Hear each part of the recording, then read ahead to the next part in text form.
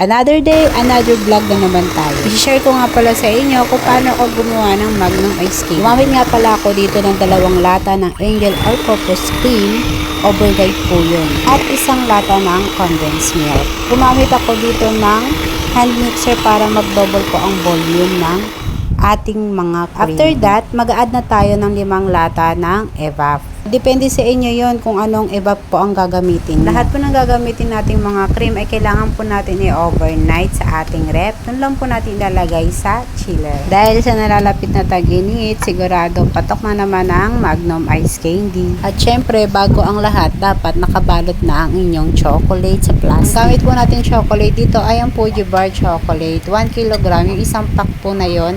5 slice po yung bali, 2 slice lang po yung nakuha natin doon. Ang ginamit ko na plastic po dito ay ang 1/3 by 10. Yung costing po nito ay sa comment section ko na lang po ilalagay. Lalagay ko rin yung link ng Fuji Chocolate Bar kung saan ko siya nabili at link ng hand mixer kung wala pa kayo. Yung hand mixer po, pwede nyo rin po yun magamit sa paggawa ng Graham bar. So, yun din po yung ginagamit ko. Kung walang hand mixer, hindi po tayo makakagawa ng maraming Graham bar. Ang gamit ko nga pala ritong pantakala, yung 1/4 cup, 60 ml po siya. Madali lang naman po gawin ang Magnum Ice Candy. Kahit kayo lang po mag-isa, kayang-kaya nyo po. Dahil walang mahirap sa taong gustong kumita. Charing!